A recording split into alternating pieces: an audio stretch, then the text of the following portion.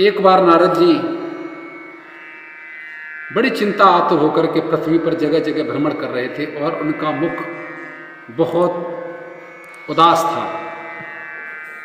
चले जा रहे थे। नारद जी धरती पर सभी तीर्थों में भ्रमण कर रहे थे, सब जगह भ्रमण किया, सब जगह घूमे, लेकिन उनके मन को शांति नहीं थी। जो दुनिया में होते देख रहे थे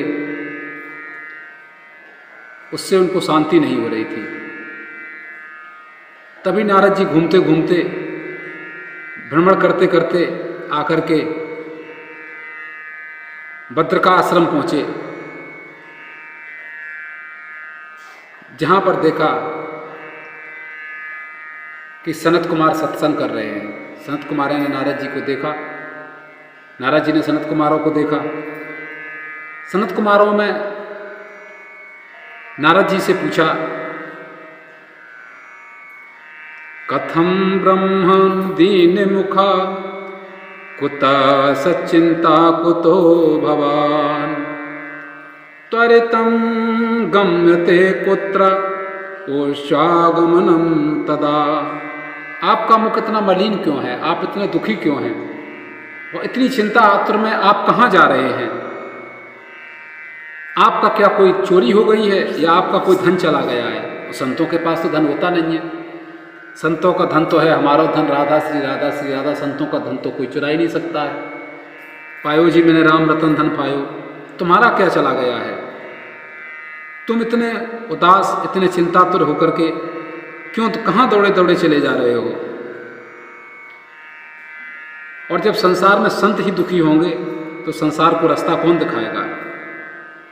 नारद जी ने सनत कुमारों से कहा, मैं इस पृथ्वी पर सत्संग के लिए हर जगह घूमा, जगह जगह घूमा। घूमते घूमते स्वर्ग गया, कैलाश पर गया, वैकुंठ पर गया, सब जगह गया, सभी तीर्थों में घूमा। प्रयाग में गया, काशी गया, गोदावरी गया, हरि क्षेत्र, कुरुक्षेत्रम, श्रीरंगम, सेतुबंधनम, सभी जगह में गया, लेकिन मुझे कहीं शांति नहीं मिली। मैंने सोचा कि कहीं शांति मिल जाए। फिर मैंने सोचा कि चलो मुझे शायद संतों के यहाँ शांति मिल जाए। सभी लोग संतों के आते हैं शांति पाने के लिए। तो मैं संतों के आश्रम में जाकर के गया, तो मैं जाकर के देखा तो संतों की तो परिभाषा ही बदल गई। संत पाखंडी हो गए, उनकी परिभाषा ही बदल गई। बोले देखा है, बोले ये आश्रम किसका है, ये गाड़ियाँ किसकी हैं? बोले त्यागी जी महाराज की हैं, श्री श्री 1008 त्यागी जी महाराज की हैं।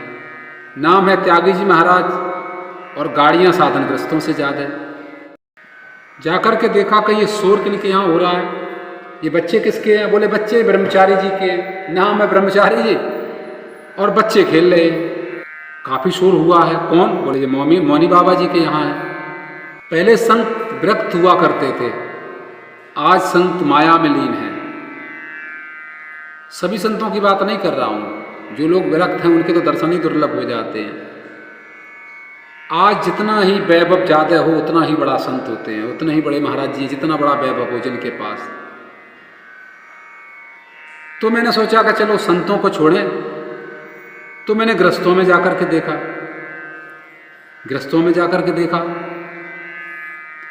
तरुणी प्रभुता गेहे श्याल को बुद्धिदायका कन्या विक्रेड लोभाति दंपते नाम चकल कलम।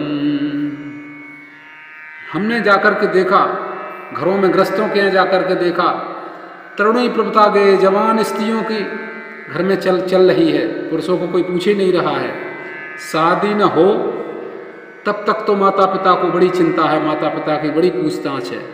तो शादी जैसे ही हो जाए तो माता पिता खेत के पास या फिर तीर्थयात्री में जा रहे हैं। अच्छा, कोई सलाह लेनी हो, कोई बात करनी हो, घर बनवाना हो, प्लाट खरीदना हो,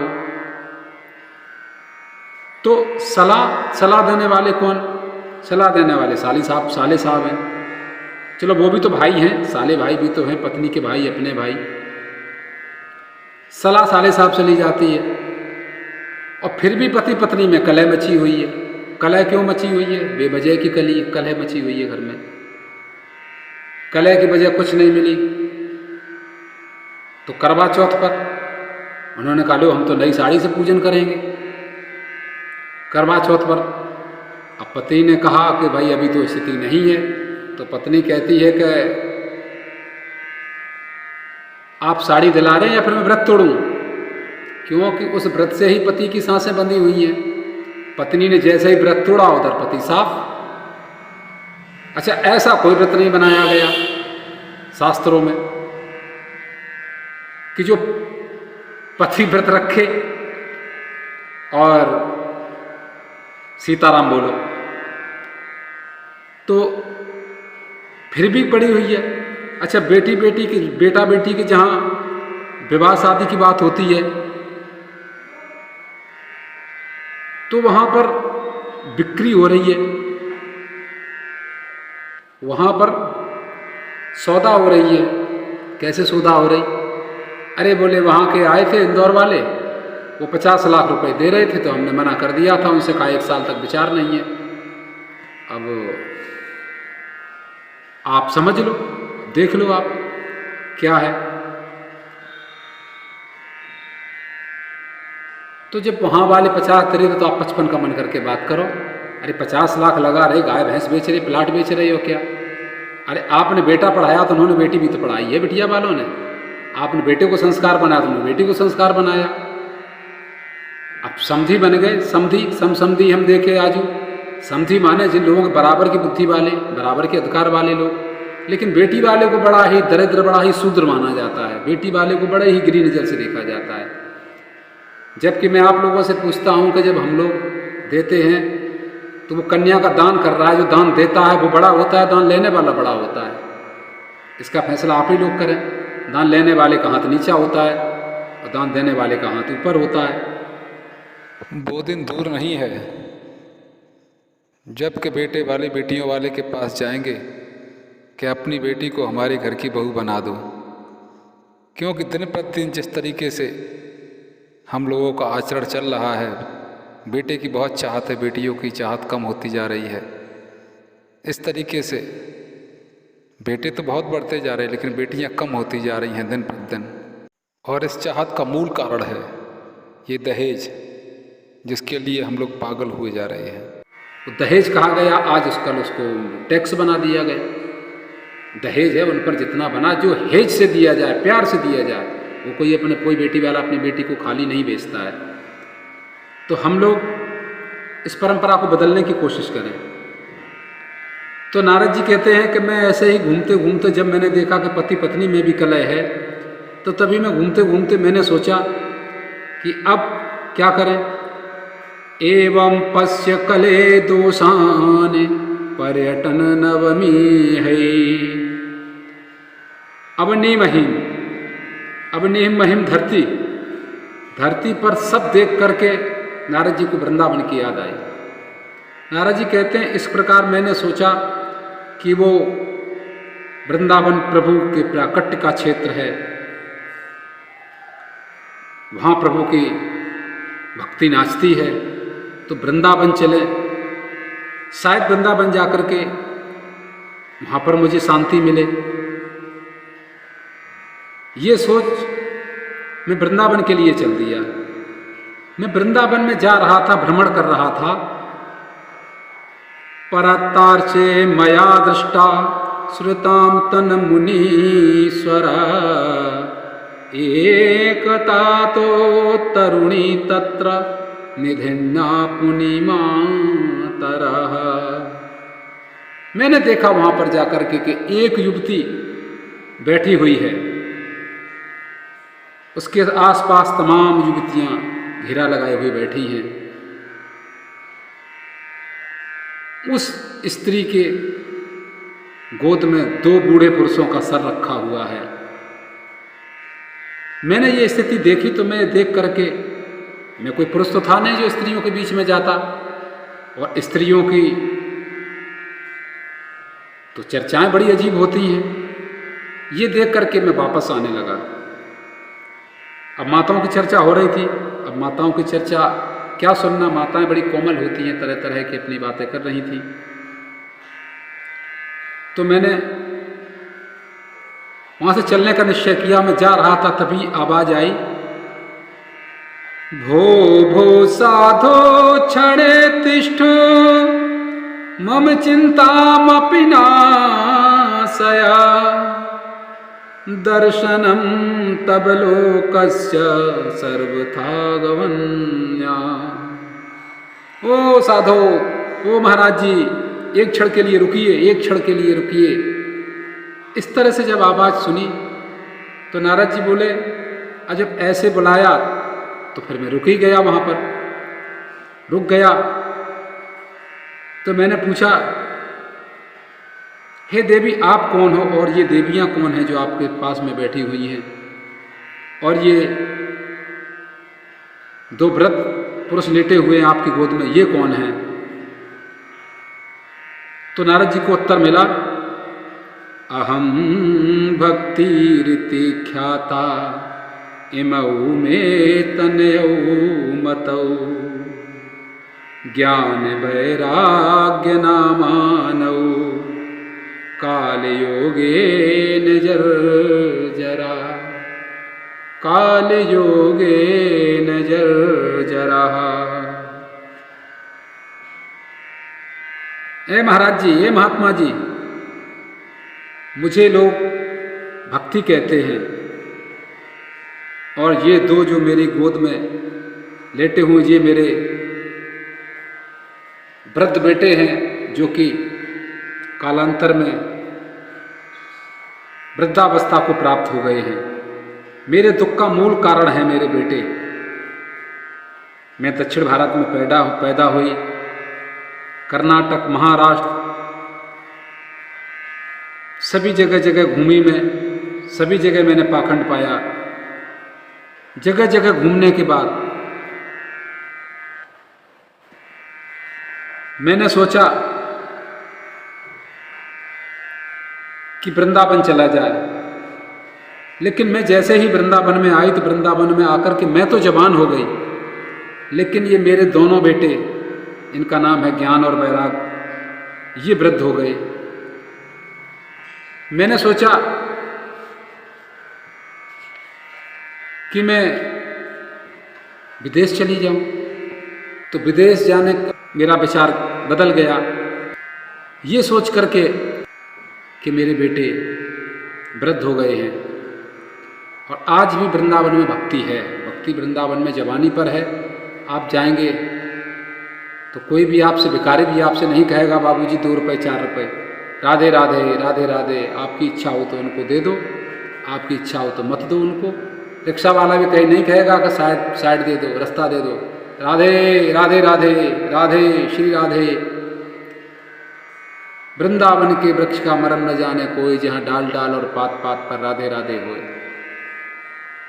वृंदावन में आज भी भक्ति जवान है, लेकिन बिना ज्ञान और वैराग्य के भक्ति बांझ होती है,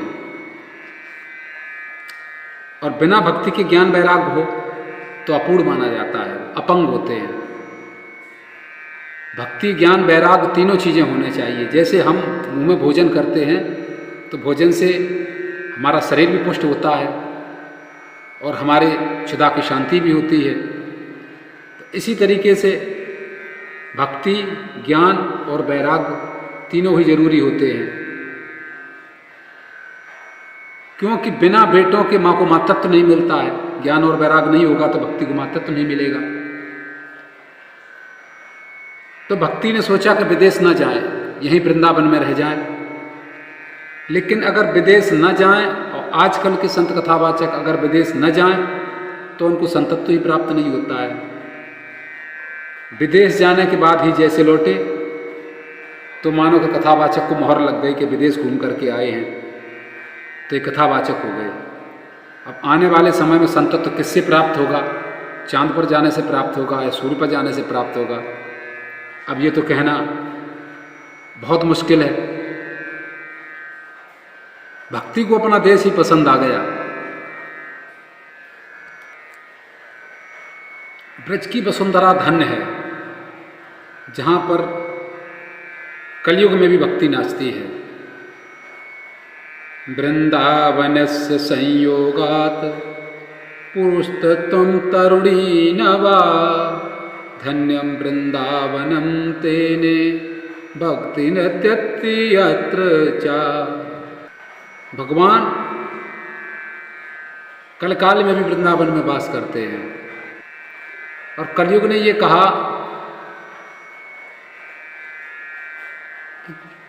कि मुझे दंड दे दो, मुझे मार दो, लेकिन मेरे दोस्त तो हैं, लेकिन मेरा गुण भी तो सुन लो। कलयुग ने कहा था यत् फलम नास्ति तपसा च योगेन समाधिना तत्फलम लभते सभ्यताम कलौ केशव कीर्तनात्। सतयुग द्वापर त्रेता में लोग समाधि लगाते थे, ध्यान लगाते थे। जो फल समाधि लगाने और ध्यान लगाने से, युगों युगों तपस्या करने से नहीं मिलता था, जो तपस्या करने से फल मिलता था, वही फल केवल कलौ केशव कीर्तनात्, कलयुग के प्राणियों को भगवान का कीर्तन करने से वही फल प्राप्त होगा।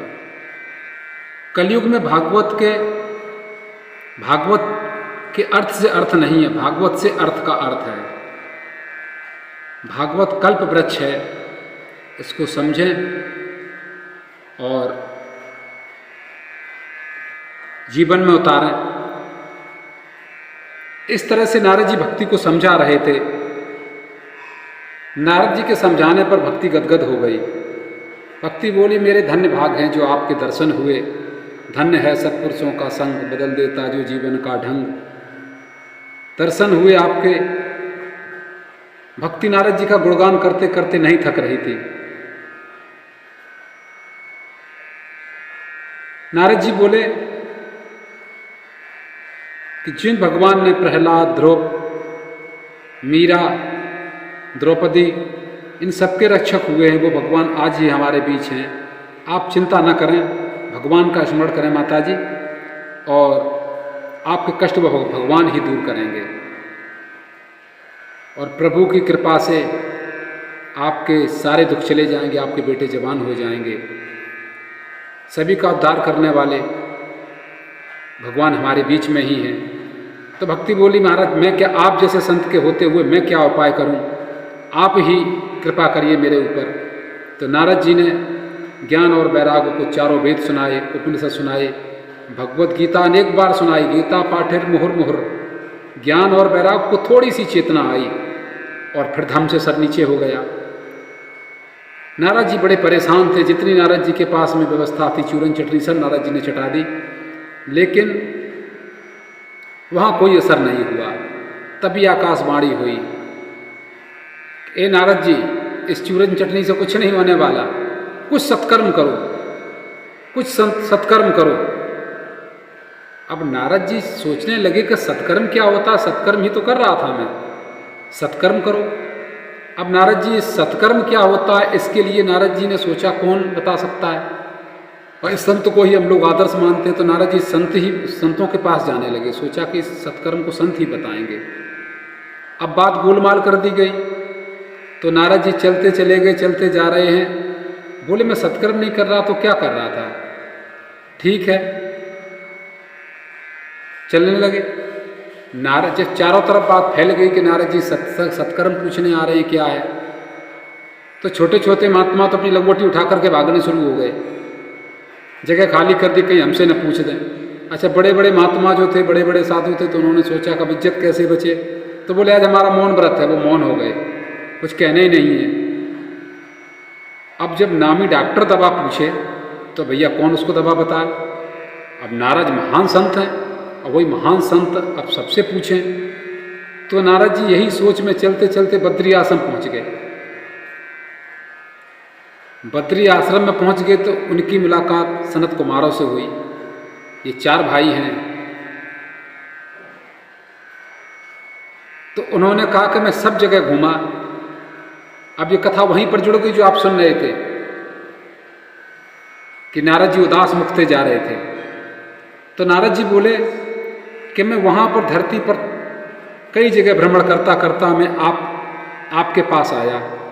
अब आप ही बताओ, आप साधारण नहीं हो, आप पूर्वज के पूर्वज हो, आप वैकुंठ में भी जाते हो, रोकने पर तो श्राप दे देते हो आप, जो 3-3 जन्मों तक नहीं उद्धार होता है। और आप दिखने में पूर्वज के पूर्वज जो 5 ही वर्ष के रहते हो, तो आप ही इस शंका का समाधान करें, आप ही निराकर बताएं, आप ही बताएं कि क्या होता है। चारों भाई मुस्कराए। कहा, सनत नंदन सनातन सनत कुमारों ने कहा कि नारद जी, यह सब और कुछ नहीं है, यह केवल श्रीमद् भागवत ही है।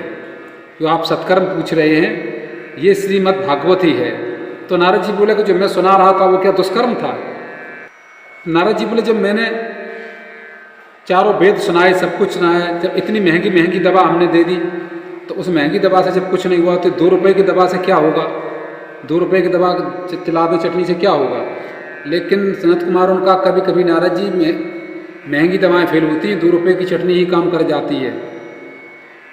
तो इसलिए आप भागवत सुनाएं। हे नारद जी, भागवत निश्चित ही वेदों से निकली हुई है। वेद है लेकिन सार तत्व है भागवत। भागवत वेदों का सार तत्व है। जैसे दूध का सार तत्व घी होता है, तो घी में ज़्यादा ताकत होती है। आम के पेड़ का सार तत्व उसका फल है, फल में ज़्यादा गुणवत्ता होती है, फल से पुनः बीज बनता है। तो ये भागवत सार तत्व है। इसलिए हे नारद जी, आप भागवत का पाठ सुनाएं। नारद जी बोले, ठीक है, आप जैसे संतों के बिना सानिध्य पाए तो भागवत का कुछ भी संभव नहीं हो सकता है। आपका दर्शन बड़े ही भाग्य से होता है।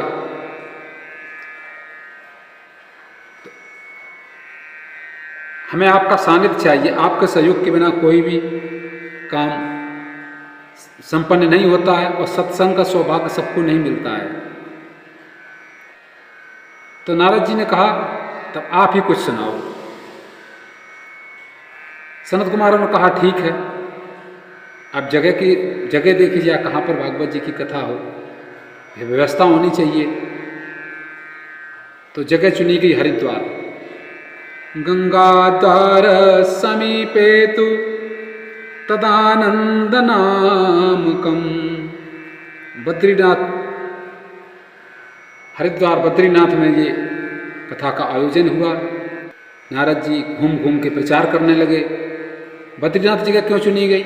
बद्रीनाथ जगह इसलिए चुनी गई कि भाई ऊपर वाले संत हैं, बीच की जगह है, तो नीचे आ जाएंगे, दिल्ली वाले थोड़ा ऊपर चले जाएंगे। नारद जी ने घूम घूम कर प्रचार किया। फक्कड़ों के बीच में साहब भागवत शुरू हो गई। नारद जी चारों भाइयों को लेकर के आए, आसन जम गए। गंगा के तट पर भागवत जी का शुभारंभ होने लगा। कोई शंख बजा रहा है, कोई जय जयकार कर रहा है, और कथा प्रारंभ हुई। सदा सेव्या श्रीमद्भागवती कथा यश्चा श्रवण मात्रेण हर स्तम रसामलेत। हमेशा ये श्रीमद्भागवत की कथा हमेशा ही सुनने योग्य है, हमेशा ही पान करने के लोग हैं। चांडाल, मुर्दा, कोई भी आदमी इसको सुने, सबको लाभ करती है। सनकादिकों ने कहा कि ये कथा का यहाँ आयोजन होगा, लेकिन देवता हमको जरूर गाली दे रहे होंगे। बोले क्यों? बोले कि वो कथा जो हमें मणि के बदले में नहीं दी, वो कथा यहाँ पर फ्री में हो रही है, तो देवता हमको जरूर गाली दे रहे होंगे। और हरिद्वार में कथा का आयोजन हुआ। नारद जी ने बीड़ा लेकर के जगह जगह सभी बड़े लोगों को वहाँ पर आमंत्रित किया। बड़े बड़े संत, देवल, भृगु, वशिष्ठ, चमन, सभी ऋषि आए और कथा शुभारंभ हो गई। कथा प्रारंभ होते ही भक्ति ने कहा कि मैं कहाँ बैठूं, मेरे लिए क्या जगह है? तो भक्ति से कहा गया कि तुम जो कथा में आए हुए श्रोता हैं, इनके हृदय में बैठ जाओ। तब कथा में आए हुए श्रोता हैं तो उस समय उनके मन में बहुत भक्ति होती है। भक्ति सुतौ तौ तरुणौ गृहीत्वा प्रेमैक रूपा सह पिरासी श्री कृष्ण गोविंद हरे मुरारी नाथेति नामान मुहुर्वदन्तो। अचानक देखा कि ज्ञान और वैराग्य नाचने लगे, कीर्तन होने लगा। श्री कृष्ण गोविंद हरे मुरारी हे नाथ नारायण वासुदेवा। कथा प्रारंभ हुई, भक्ति के दोनों पुत्र ज्ञान और वैराग नाचने लगे, जर्जरपन से मुक्त हो गए और ज्ञान वैराग जवान हो गए। कुटिल से कुटिल लोग भी इस भागवत का श्रवणपान करते हैं तो उनके जीवन में बदलाव आता है और निरंतर जो प्रभु की भक्ति में बंध जाते हैं, भगवान उनको कभी नहीं छोड़ते हैं। हमारा हृदय साफ है तो भगवान जरूर आएंगे। नारद जी ने कहा भक्ति के अलावा और किसी का भी उद्धार हो सकता है? सनकादिकों ने कहा हाँ बिल्कुल हो सकता है। बोले क्या प्रमाण है, कैसे संभव है? बोले हाँ है प्रमाण। तो आत्मदेव जी की कथा आती है।